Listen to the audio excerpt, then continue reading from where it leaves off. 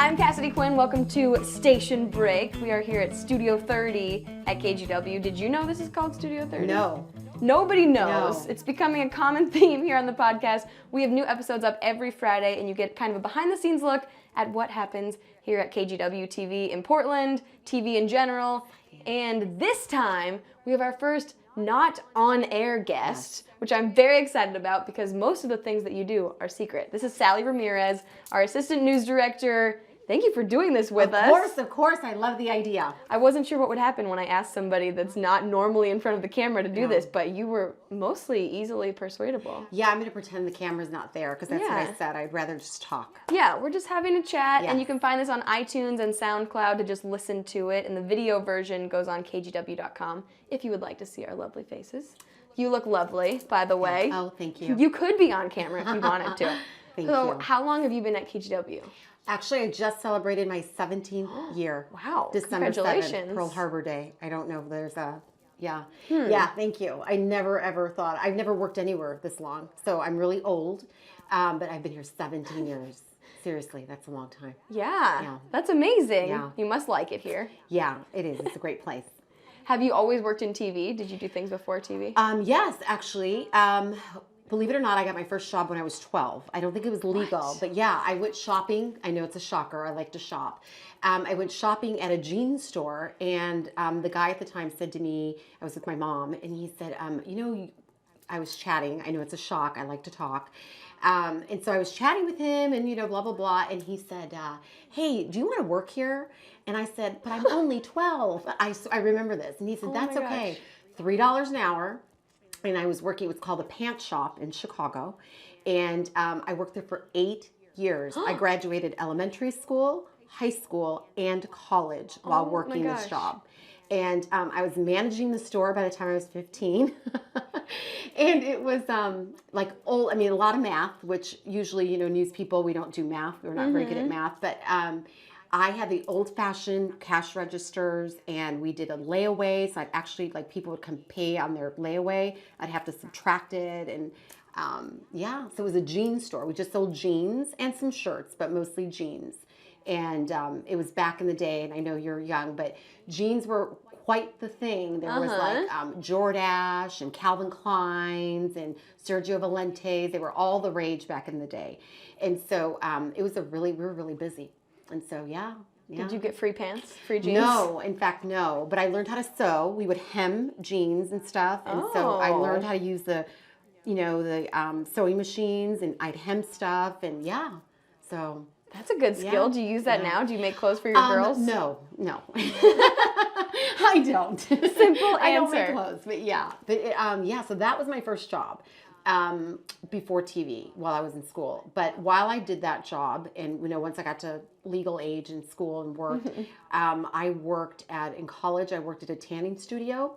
I'm not a big tanning person, but I worked at the tanning studio. So I'd wipe down the beds after people. It was, That sounds dirty and orange. I had 2 or 3 jobs at a time, plus internships and stuff when I decided to do news. Did you ever get fired from a job? No. Oh, never. No. I think you're the first podcast guest to have never been fired. No, I've never been fired. Oh my gosh. Wow. Yeah. Until now. Yeah. No, just kidding. What am I going to say? No, I'll try not to get fired after doing this, but yeah. I'm glad you brought up the pants shop because I was told to ask you about that. Oh, really? The pants shop. Oh my God, I worked there for 8 years. Marvin's Wasp. I still send him Christmas cards. He was my boss. Oh.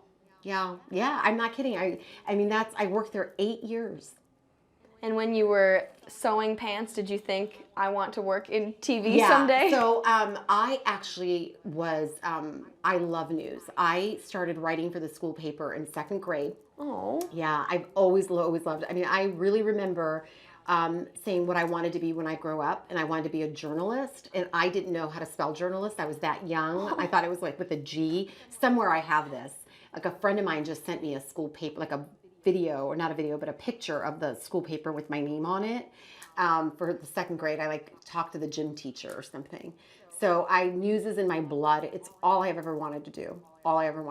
So I knew from an early age, and that's where I was focused on going. So I studied for it all my all my years. And when I got to college, I was able to do an internship and all that. So yeah, I knew I wanted to do news. What do you love so much about news?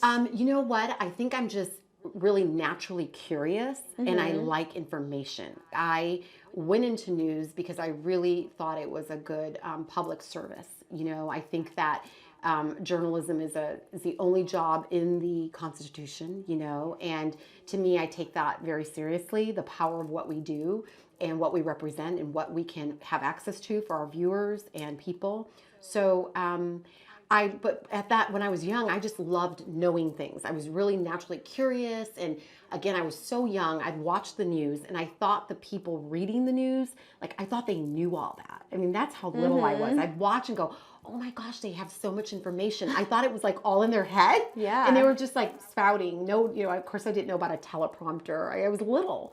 But I just remember saying, I want to do that. I want to have all that knowledge. And so, then of course I went on and studied and realized I don't want to be on camera. I like to be behind the scenes.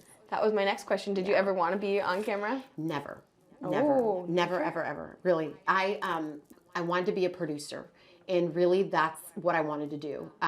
Again, I didn't know about all the different management levels and whatnot. And so for people who don't know the structure at home, the producers are the people who put the shows together that you see, the newscasts that you watch every day. They sort of decide what order the stories are going to go in, how much time to give each story, what story is worth being the lead. And so I really liked sort of the behind the scenes and kind of creating that. And I love the creative side of it. And I love writing. And so I realized I really like the bigger picture. And so I decided that I wanted to, that's what I wanted to do. And I was fortunate enough. Now I know you've talked to people who've gone to smaller schools or schools with a television station at their school. I didn't. I grew up in Chicago. So I went to DePaul University and I actually majored in communication. But the really good thing about that is that I grew up watching big city news. So in TV, your first job, you need to move. Well, you did back in, again, I'm old. Have I said that? I'm old. So You are not when I started. People listening to this are going to think that you're 80. So when I started, you'd have to go to a little smaller market and work your way back up. So I got all these, I didn't know what other news looked like other than a big city like Chicago news, because that's what I grew up watching. Fortunately, because I went to school in a big city, I was able to intern at stations in Chicago and saw what everybody did. And I was sold on producing and organizing behind the scenes. Very cool. Yeah. So what is your job as assistant news director? I feel like probably, I don't even know. Yeah. Really. So let me so I became a producer and then I became an executive producer. Again, that's the next management level up from a producer, where a producer, you're in charge of your show, your specific newscast. The executive producer oversees multiple newscasts and is in charge of the newscasts. When I became an assistant news director, I'm more in charge of the overall day-to-day running of the newsroom for my boss, the news director. So I just kind of oversee shows and reporters, and if there's stories you want to do, you'd come like you do. You come to me and say, "Hey, how does this look?" So I kind of oversee the day-to-day newsroom operation. So what it takes to get the news out every day. So soup to nuts, from reporters to staffing issues to anything really. As you know, I deal with lots of things.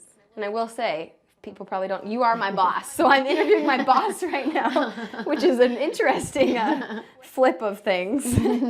Very interesting. Are there parts that have changed over the years from being a producer to assistant news director? Yeah, again, I love working on content. So I think the higher you move up in management, news management ranks, the more removed you become from the actual product. I don't like that, so I try and really keep myself immersed in the day-to-day. I like rewriting scripts and going over, stories with reporters and their actual scripts and things, because it is different. I mean, I have to do, lots of things. If it's scheduling or just admin work, that as a producer, you don't deal with that. You just worry about your show and the content of your show.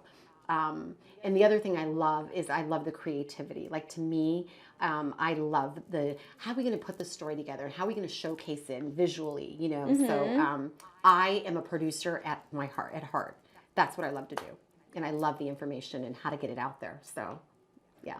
Now, you said you deal with a lot with giving people feedback. Yeah. Like when I first started here, you were one of the people that would help me figure out how to talk on air and look on air. What is that like? Is it weird today for you? She had to put my mic on, FYI, because know. I don't do this. So she helped me get dressed up for TV. Yes, that was so fun.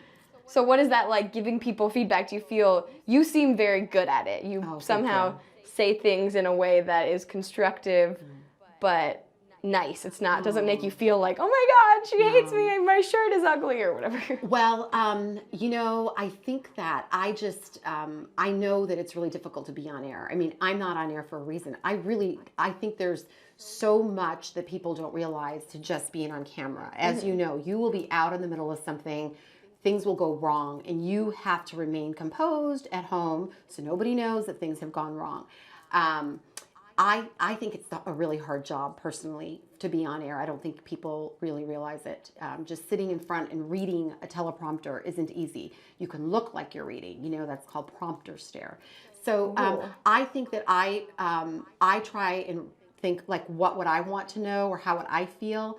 And in our job, I think that's one of the really difficult things is I've even told you, it's not personal. And you always start that and people go, what do you mean it's not personal? You're telling me about me, the way I look, the way I sound, what I'm wearing, whatever it may be.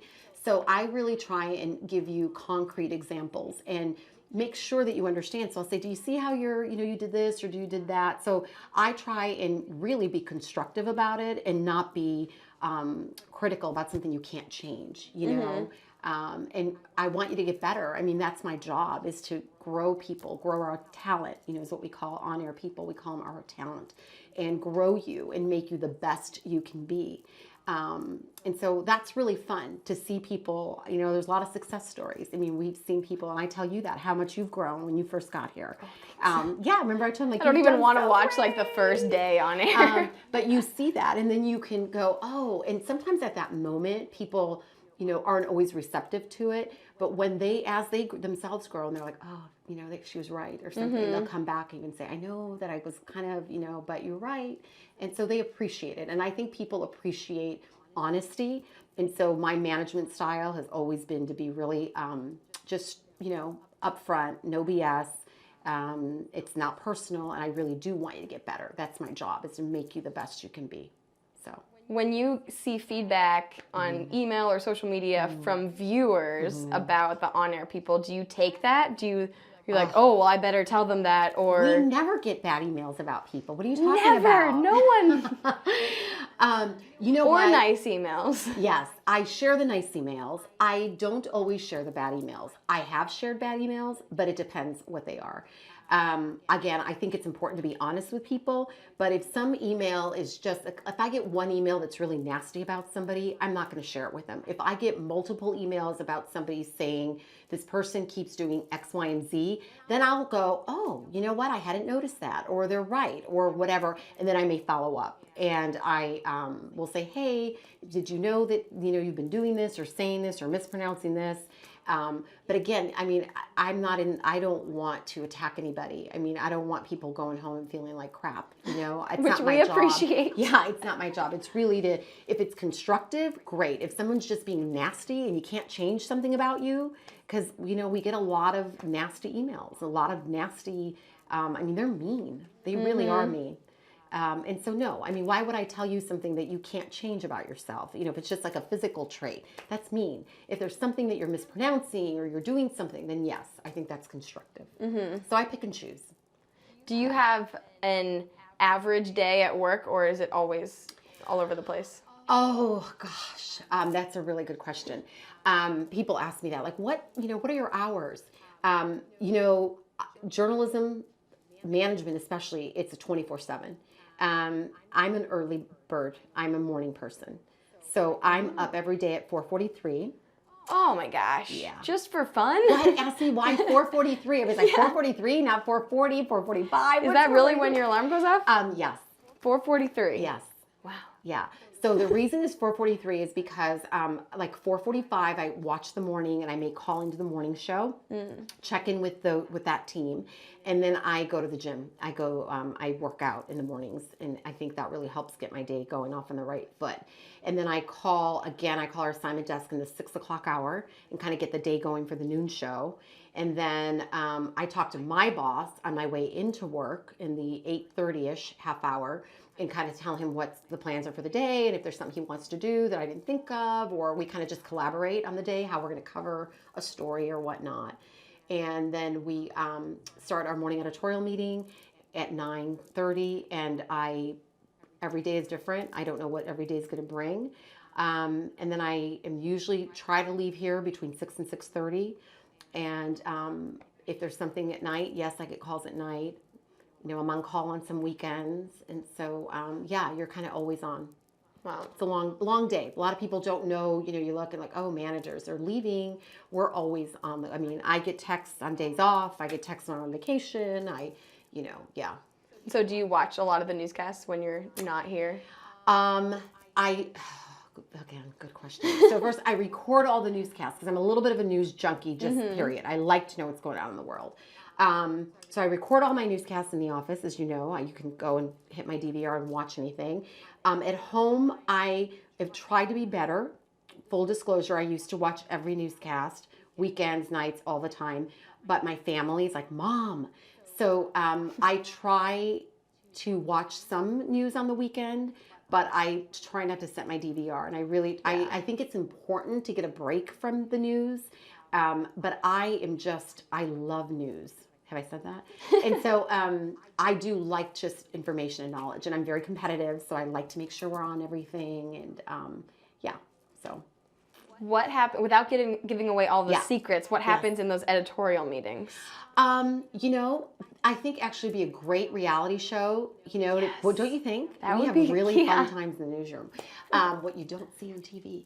Like the newsroom TV show, except actually, I think we really, at KGW, I speak for KGW, because every station is different. Everybody has different philosophies and what they believe is news, how they cover it, what kind of approach they're going to take. At KGW, we really try and find out how this is going to impact people. And we like to have a different mix of stories. So, sometimes there's a lot of people say, oh, you only cover the bad news and that's why I don't watch it. That's not true. And we try and put the bad news in perspective. I think it's really important that people say you hype it. I take offense to that. At KGW, we really don't. We choose our words, our graphics, our pictures very carefully because, again, I respect this position, this profession, and I think that what we say, what we show has a lot of impact on people. We have a lot of power, and I respect that. And so we really talk about what we're going to put on TV, what we're not going to put on TV. How important is this? What context should we put it in? So those are the kind of good editorial debates that we have in morning meetings. Like, why should we cover this story over that story? What impacts more people? Okay, we have enough crime. Should we cover this? Or if we have crime, how do we put that in perspective? So we give a lot of thought, and I think people would be surprised at how much we think and talk about the stories that we're going to cover and how we cover them. Well, and sometimes you plan that all out and then something crazy, some breaking news happens. So then how does everything just implode on itself? Well, that's actually where I think that you kick in as a news manager, because you've got to keep the train on the tracks, right? And we've had a lot of that. We've had recently, unfortunately, a lot of bad breaking news stuff. And you're just like, oh my God, what do I cover? And where, we have this, we have that. So as a manager, you kind of need to rally your troops and go, okay, wait, let's focus on this. What's most important? And, there's no game plan for it. I've been doing this a really long time and it's changed so much, but you really try and keep your eye on what's important and where do we go from there. And you got to learn to shut out other stuff. Like, so what about this? And what about that? It's like, that's a tomorrow story or the day after. Like today, we got to cover what's happening and what's going on. And you got to really stay focused. And you've got, I mean, a newsroom full of people that you really need to stay focused with. And they work so hard, as you know. I mean, you're part of that.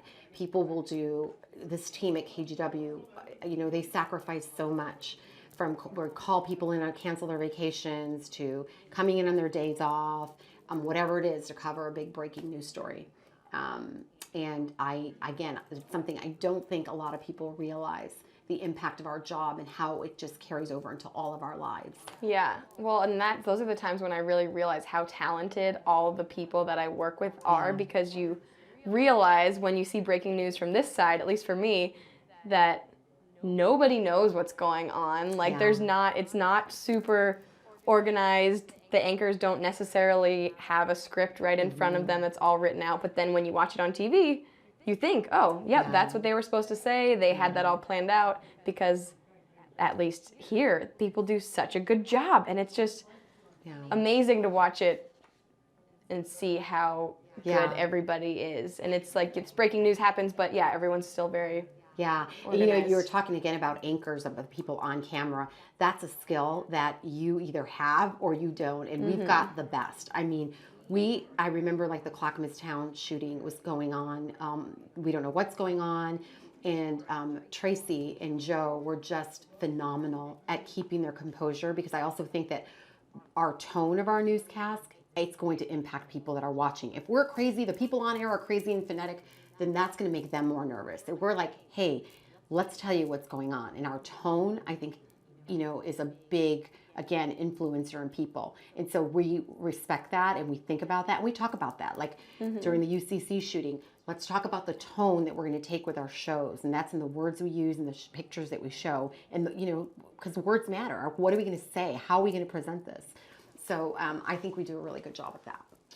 I think sometimes people watching assume, oh, all the people behind the scenes in TV news, they deal with so much breaking news that they're kind of jaded to it and they don't care.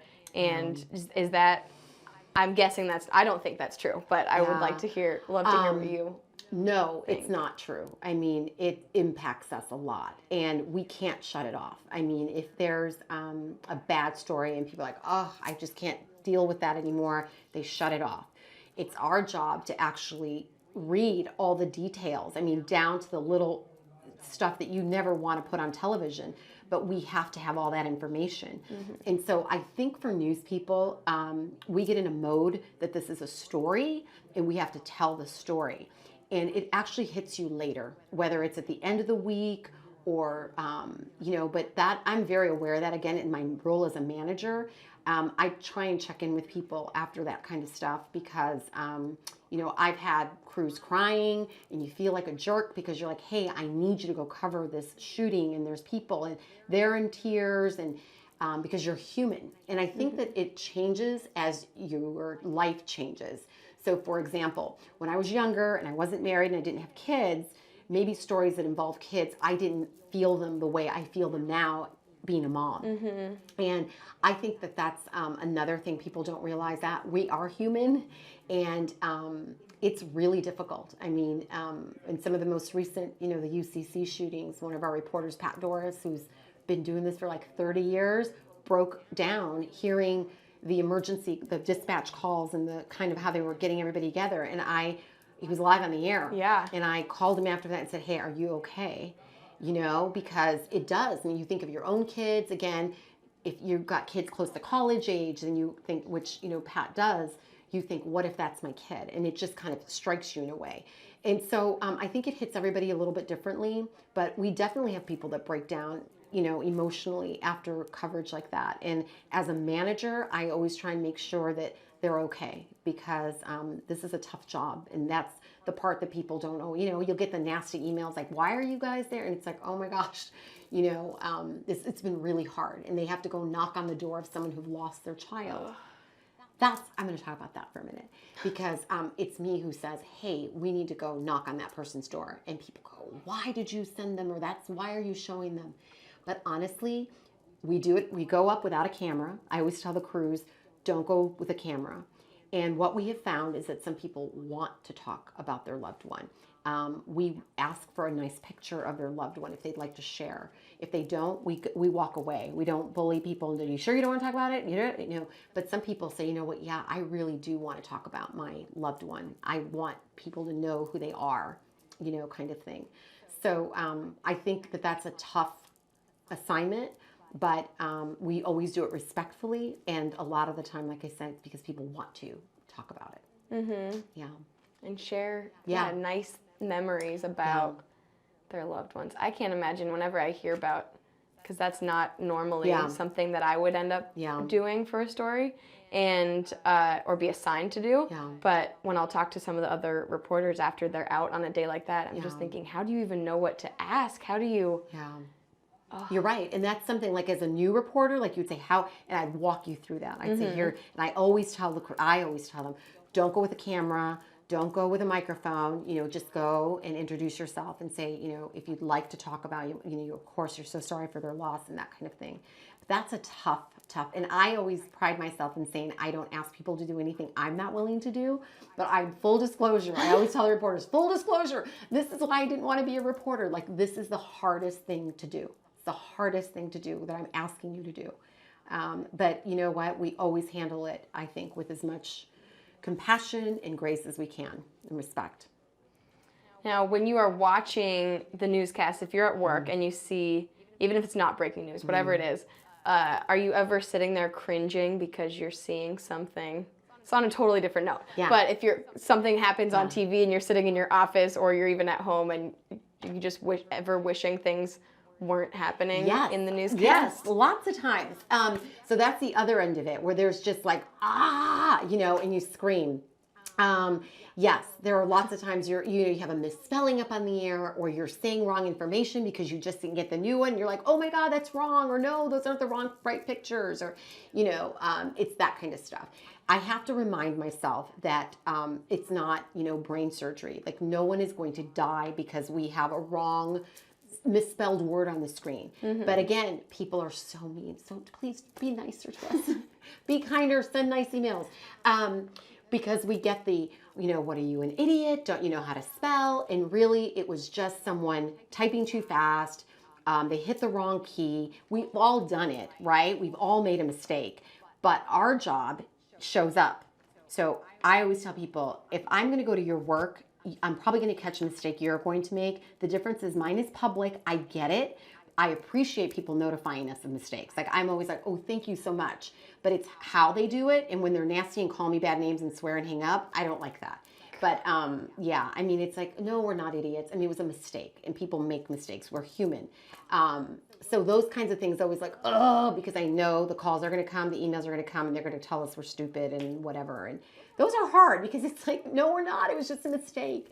So yes, I do a lot of that. But I've gotten better, I think, of trying, as I get older, I try and, you know, keep things in perspective.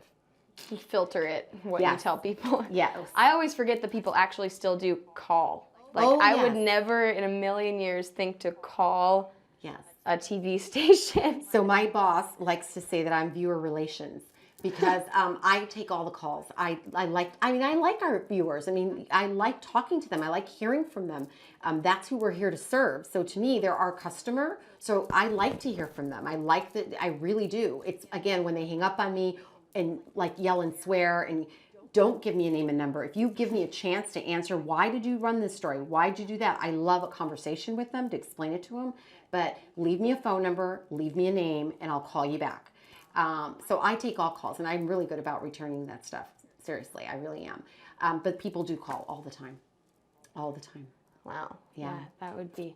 When I interned at a news station in college, remember people would call and say that there were UFO sightings. Is that a thing that actually happens a lot? Well, people will call and say they see things in the sky, and sometimes they're like, oh, what is it? You know, so to me, sometimes they give us a tip, and it could be, you know, I don't know. But yes, we get calls of all kinds. And you don't dismiss them because you never know. Sometimes it's those calls going, what? You're kidding, right? And it turns out to be a big story. Yeah. Actual some are UFO so sightings. strange. Some are so strange. I always say, like, someone called and they think they saw the person here or there, you know, if there's a missing person or something. And I'm just like, you know what? That is strange enough to be true. And sometimes it turns out they're true. Wow. Yeah. So thank you, people who call in. And I love our viewers. I do. Yes. When we like that you watch us Yes. and listen to the podcast, Yes. hopefully. Totally different subject. So you're from Chicago. Yes. Are you glad that you left Chicago? Is most of your family still in Chicago? All my family's still in Chicago. Wow. So, born and raised in Chicago, total city girl. Had never really been anywhere else. Went to high school there, went to college, and then graduated and moved to my first TV job in El Paso, Texas. And then I went to Tucson, Arizona. And then I went, my goal was always to make it back to Chicago because in TV, the bigger the city, the larger, it's a larger market and the more money you make and that kind of stuff. But really, I just wanted to get back to Chicago because that was my hometown. But it also happened to be the third largest television market in the country. Wow. So it would be a really good thing. So El Paso, Tucson, then I went to Washington, D.C., and then I went to Chicago. I made it back to Chicago. Yay. I worked for WGN TV, World's Greatest Newspaper is what it stood for. And is that really what it stands for? Yeah. Oh. Yeah, because they were the Tribune, and for the longest time, they could be, just in the past few years, they've actually gotten rid of their channel across on cable, like all over, the whole country, the whole world actually could see it. So I loved working there, loved my anchors, and I still keep in touch with all my Chicago people. But so then I made it there, but then my boyfriend at the time was living on the West Coast. And so we did a commuter thing for a lot of years. And then finally, we got engaged. So I up and quit my Chicago job and moved west and ended up working at KCRA TV in Sacramento and then came to Portland after that. Wow. Yeah. That's a lot of different places. Yeah, I've lived in like 6 or 7 different cities in my career. Yeah. I've never actually been to Chicago besides, I've been in the airport of Chicago, but I need to go there. There's 2, like Midway or O'Hare. Oh, I think O'Hare. Yeah, the bigger one. It's a big, big airport. I had to walk a very long distance from one point you've probably been through to another. Yeah. So now we're going to go to some of the questions that came from social media. Okay. And you got a lot of questions. Oh my gosh. I Well, know. I told you I love chatting with people, so I love social media. Yeah. Because no one knows what you do. So people have a lot of questions. Okay. Joe, Volcano Joe 72 is his Twitter handle. I asked this kind of earlier. How has the job of news director changed in the last few years, maybe with technology? Is it more challenging now? The one thing I think, and that's a good question, Volcano Joe, it's really been social media, the internet just changed everything. As you know, we get information from so many people and so many sources. And so I sort of, as a manager, again, have to go, wait, people, where are we hearing that? Because everybody will say, oh, there's a this, there's a that, that's happening, this, that. It's like, wait. Who's saying that happened? So it's making sure that your facts are indeed confirmed by an official source. Because if someone says, hey, I've seen a UFO, and you go with that, like I have to get confirmation from someone.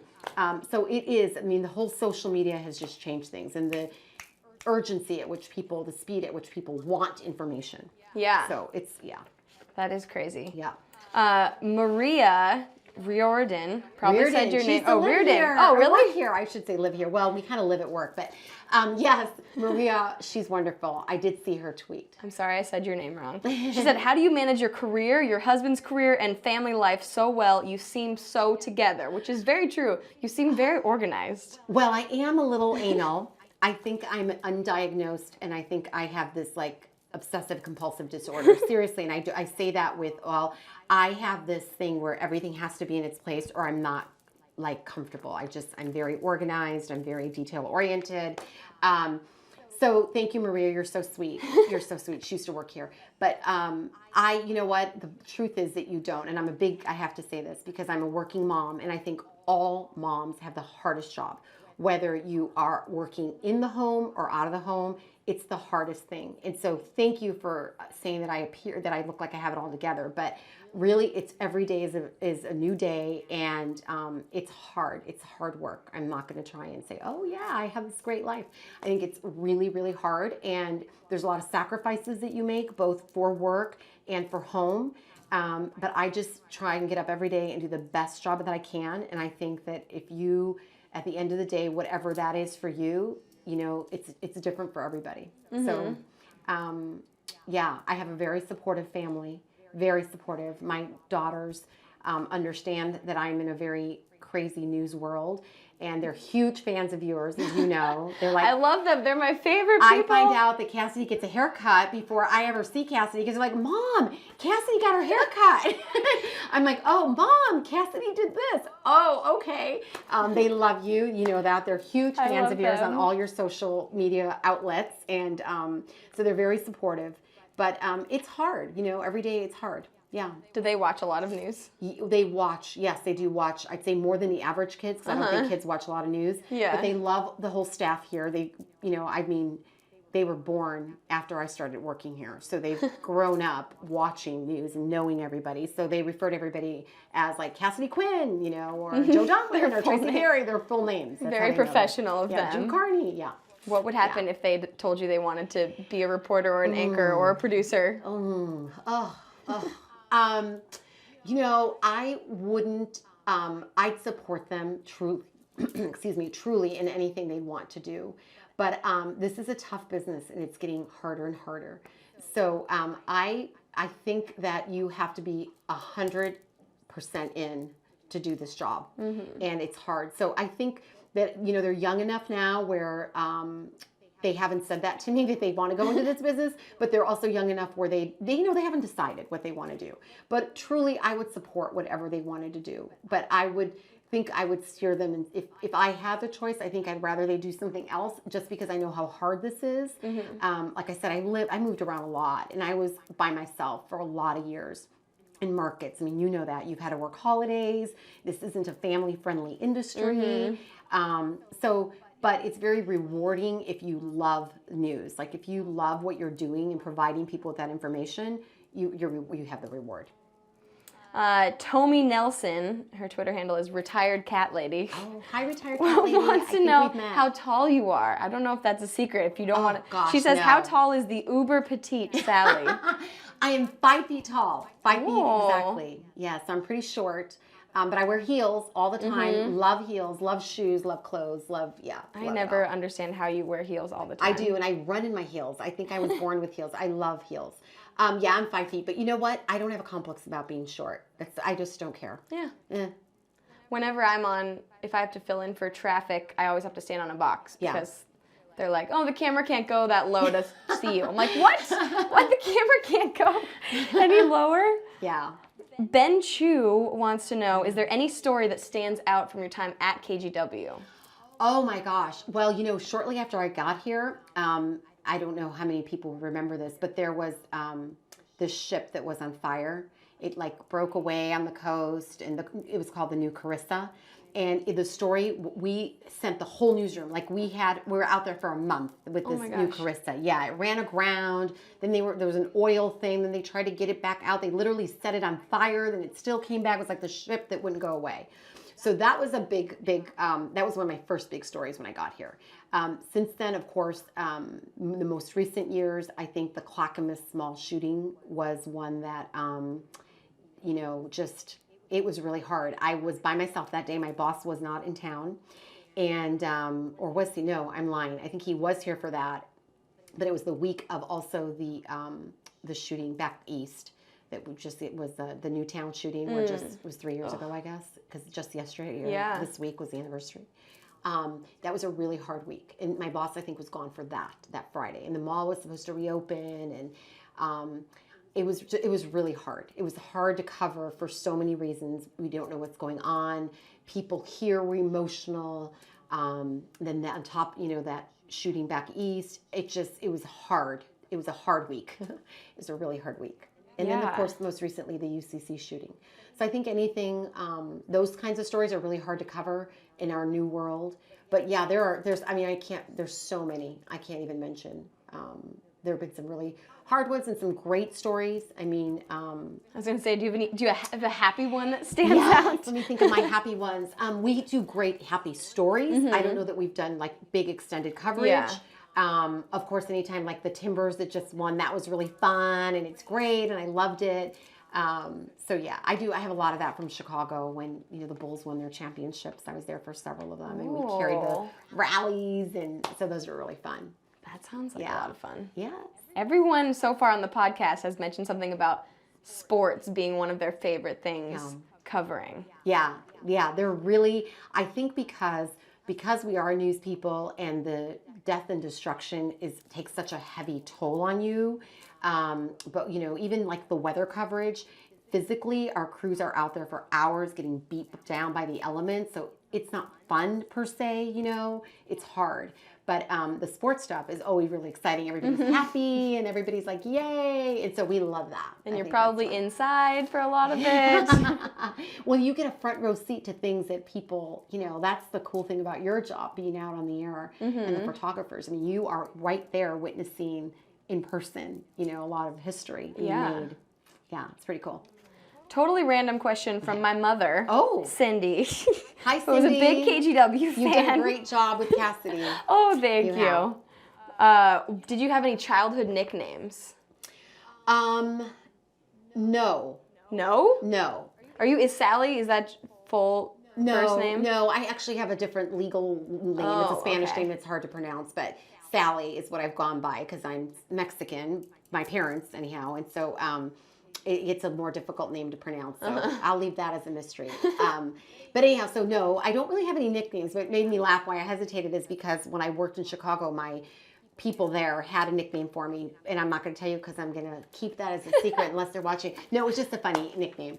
Because if you're watching from that station, they thought I was a really hot producer, hot in the sense of like, just getting like a good show on, like, that was a hot show. No, they really did. It was a hot show, so yes, they call me something funny.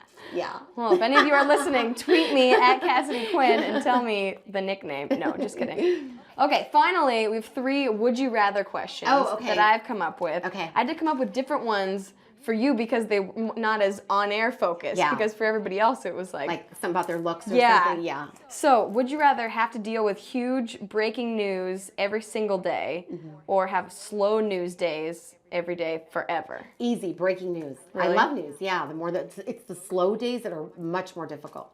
That's an easy one. Breaking news. Bring it on. Wow, quick. Would you rather have someone's live shot fail and never go on air or have it go just bad as soon as they started? Oh, now that's a good one. So dead air or just a horrible live shot where it just goes on and on and on. Probably dead air. Then see somebody, because it's torturous. I mean, when you are like going, you're just like, when you talked about what I'm like, just somebody make it end, make it stop. So I think I'd rather go to black and put up a slate, color bars. Do you have a horror story of when that happened and you just... Oh gosh, well, no names. No, well, yeah, I mean, I have a lot of them, no names, but even just technically, sometimes we've had a show where we couldn't go on the air because technically our equipment failed, and that's happened in the last 6 months. And so that's the nightmare, that you're just like, oh my God, we can't go on the air. So I think it was in the noon show, and Russ and Brenda went on and said, we're having technical difficulties, and we did a weathercast, and then we had to throw it to a program that was in the system. Oh, goodness. That's not good. That's one of those like producer nightmares that you literally dream about, that your scripts aren't in, there's nothing, your show, you can't get on the air, and it happened. So.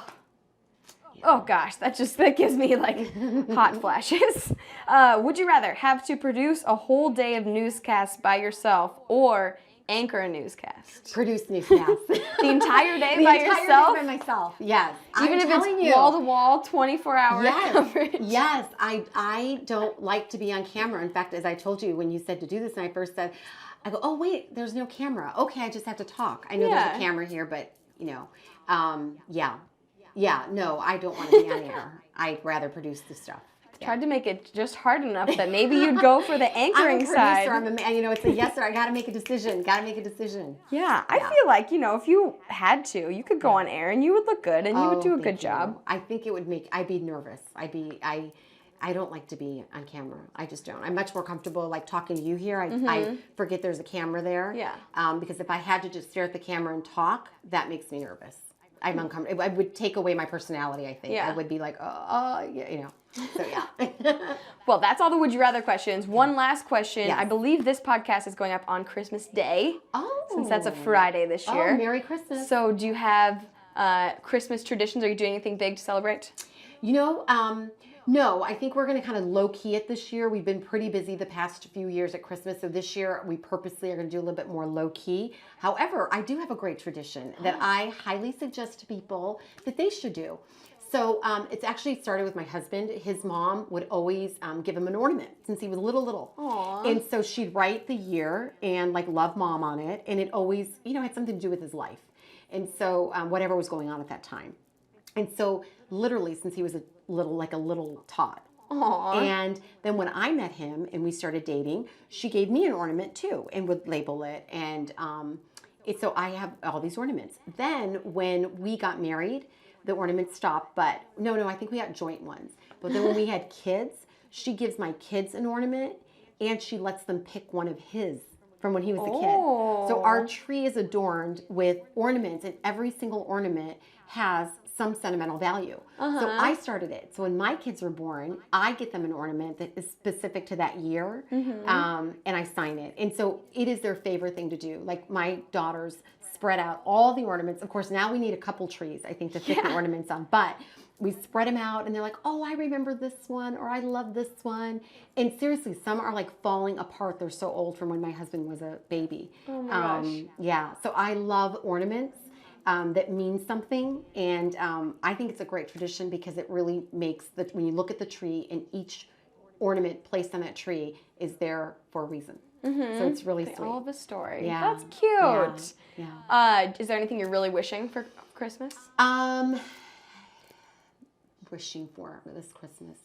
I actually love Thanksgiving. That's my favorite, to be honest. I love all the decorations. Got a few more months until that comes back around. So I love all the decorations. I love, again, I think I'm a producer, so I like the creativity of like showcasing Christmas and all the decorations and the lights and the trees and everything so festive. So I love that part.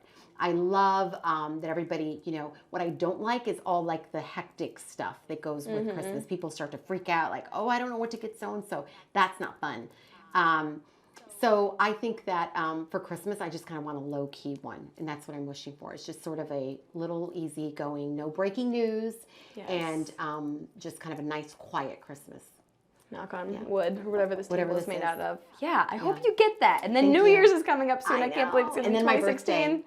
When is your birthday? January 3rd. Oh my gosh, happy birthday. Thank you. I'm a New Year's baby. Hopefully everyone in the world will listen to this podcast as a present to Sally for her birthday.